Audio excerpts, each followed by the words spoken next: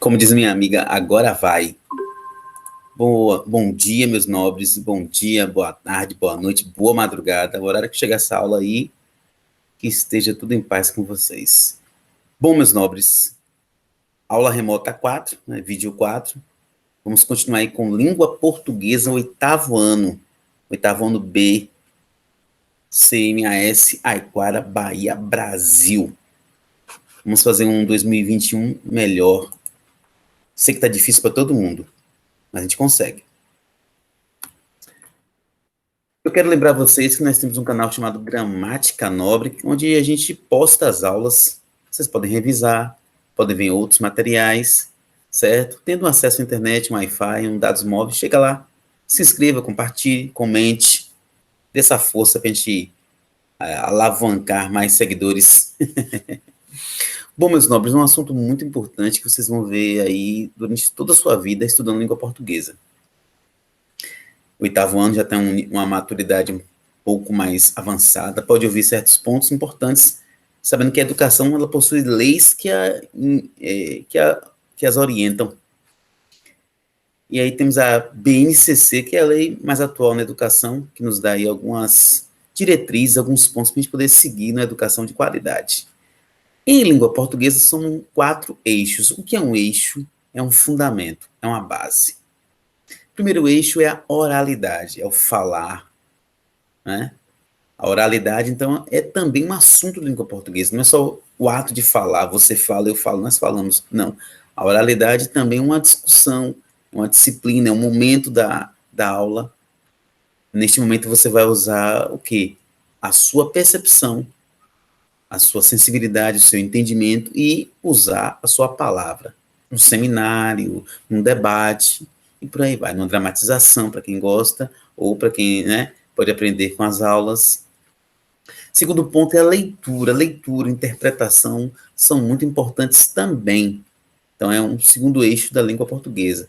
Terceiro eixo, produção de textos. Antigamente, até o ano passado, redação. Agora é chamada de produção de textos. Quarto ponto, análise linguística, semiótica. Linguística, você vai pensar aí na língua, na gramática, na acentuação, na pontuação. E a semiótica, o discurso, o significado. Sim, mas eu aprendo tudo isso para quê? Só para ter notas? Importante ter notas, com certeza. Faz parte da aprovação. Mas quais são os campos de atuação para esses conhecimentos todos? No campo artístico, literário, no estudo, na pesquisa, saber diferenciar um texto de outro texto, um debate de um discurso, de uma pregação. No campo jornalístico, perceber os textos nas suas referências, conseguir driblar os fake news ou as fake news, né?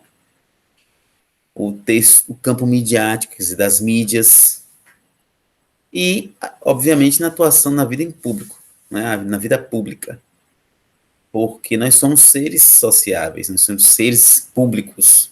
Logo, a língua portuguesa vai nos dar essa bagagem também para a nossa vida pública. Então, esses pontos aqui são importantes e a gente vai tratar disso, ou desses pontos, aula por aula. A gente vai, às vezes, esse aqui é tal eixo, para vocês terem realmente esse domínio e esse conhecimento. Bom, falamos aqui na questão de produção de textos. Leiam isso aí, por gentileza. Encarem como desafio. Eu não vou ler, tente ler. Importante hidratar, tá bom? Beber uma aguinha.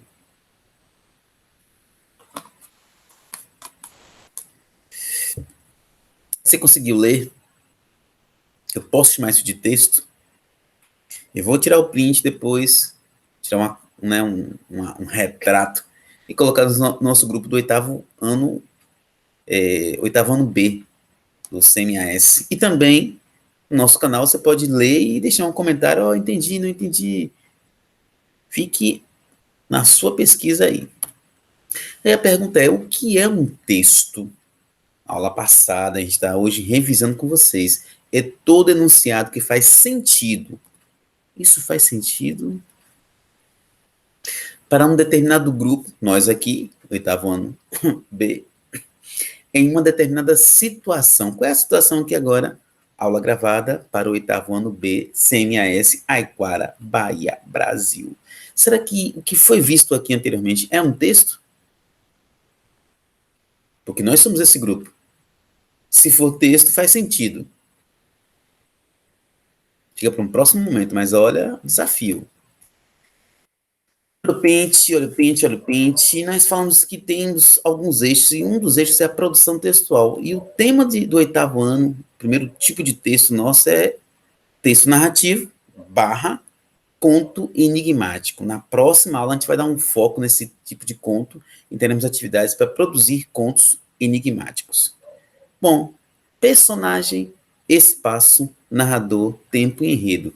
São 5 elementos na produção textual de um texto narrativo. Olha o pente, personagem é aquele ser que existe na história. É de quem eu conto a história.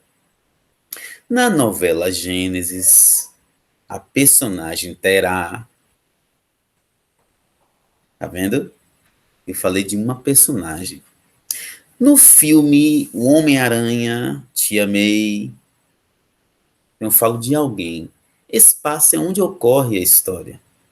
Bom, Peter Parker, né, o Homem-Aranha, ele se transformou em Homem-Aranha num museu.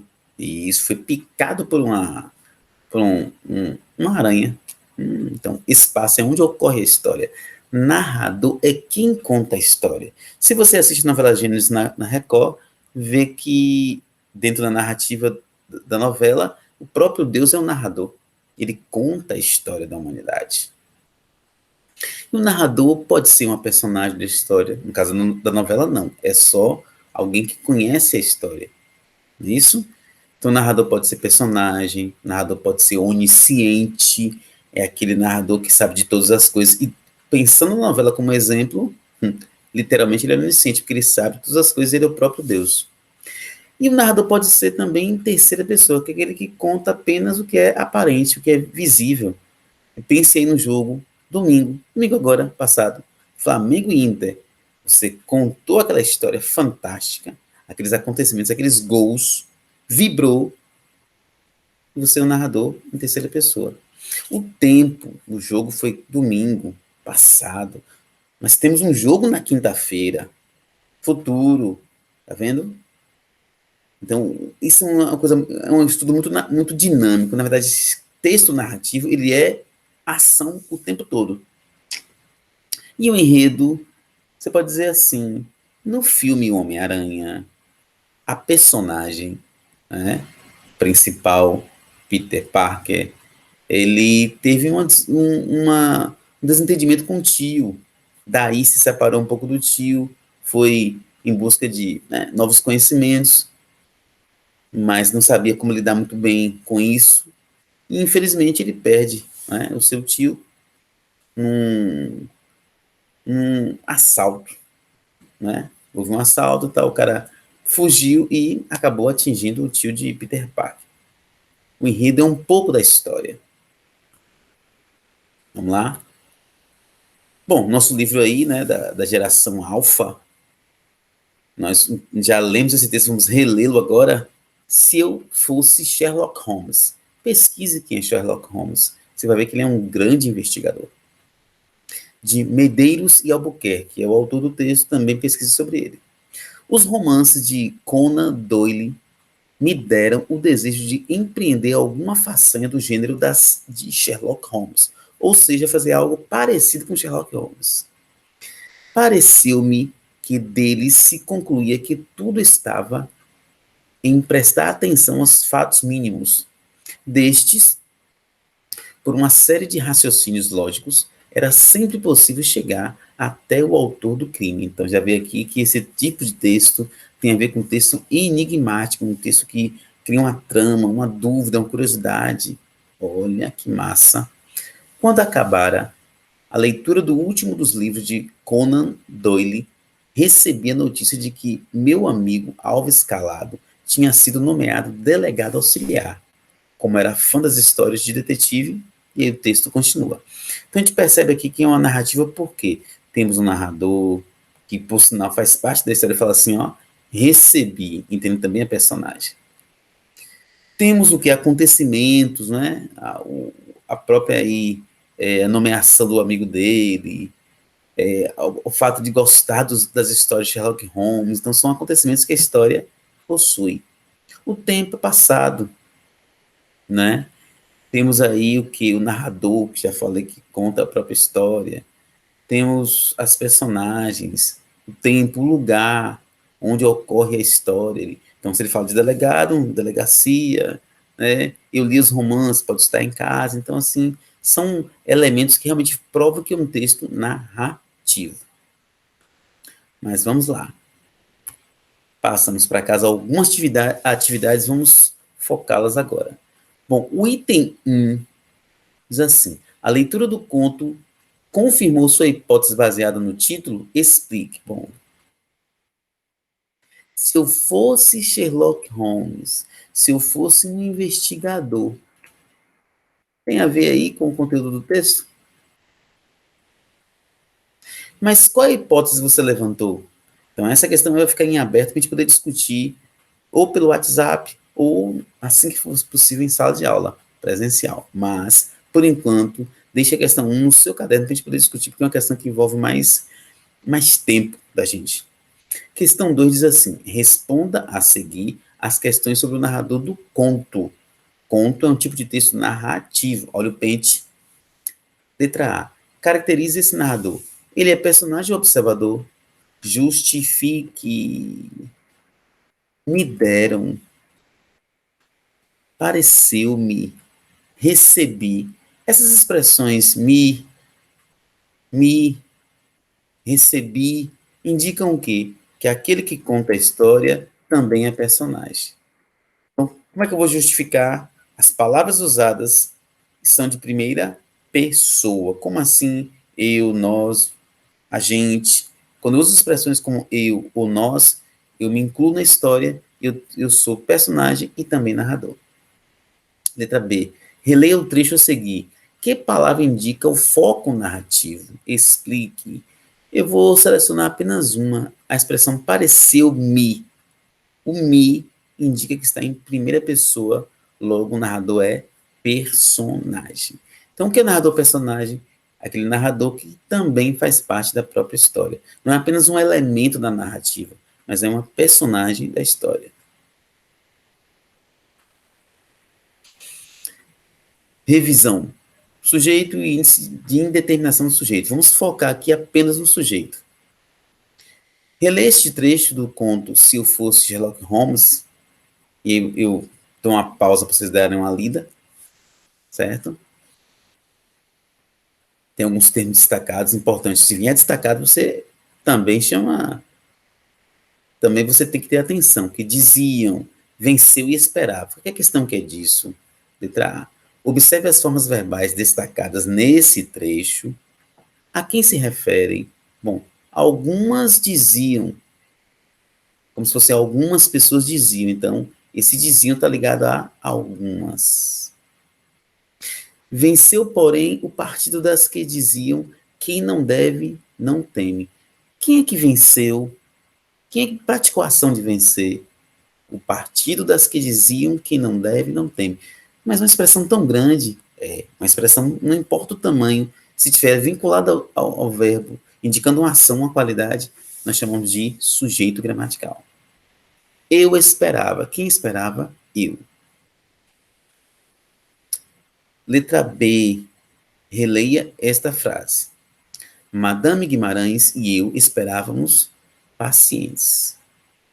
Olha a pergunta. Quem faz a ação expressa pelo verbo esperar? Quem é que esperava? Madame Guimarães e eu. Então, Madame Guimarães e eu são o quê? Sujeito da frase lida. O que é o sujeito? Olha que nota importante ali. Sujeito é o ser sobre o qual se faz uma declaração. Se tem um só núcleo, é classificado como sujeito simples. Próximas aulas a gente vai revisar isso. Se tem mais de um núcleo composto, se tem outras classificações. Mas o que é o sujeito? É aquela expressão linguística, é aquela expressão gramatical que faz a combinação com o verbo. Ok, meus nobres? Então, dúvidas, nosso grupo do oitavo ano no WhatsApp, ou aqui no canal Gramática Nobre. Para casa, o que é que vocês vão fazer para casa? Eu vou ditar aqui, vocês vão anotar rapidinho, mas eu também vou colocar no nosso grupo do oitavo ano B. Bom, vocês vão pegar um texto qualquer, pode ser uma história, pode ser até uma parte desse texto que a gente está lendo com vocês aqui, o texto que vocês conseguirem encontrar. E reconheçam nesse texto algum sujeito gramatical. Perceba ali se existe uma expressão que combina com o verbo, indicando ação ou estado, por exemplo. Eu disser assim, ó, eu comprei a mala. O verbo comprar é importante. Quem comprou a mala? Eu. Ok? Então a atividade é essa. Copiem um texto no seu caderno, coloquem a data direitinho, como a gente já orientou, e selecione, sublinhe, destaque, sujeito gramatical. Na próxima aula a gente vai continuar esse assunto com essas dúvidas, ok? Valeu, meus nobres. Um abração para vocês, saúde, paz e ó, a gente se vê. Valeu! Não se esqueça, nosso canal, se inscreva, curta, compartilhe, deixe seu like e seus comentários. Canal Gramática Nobre, oitavo ano B, Colégio Américo Souto, Aiquara, Bahia, Brasil.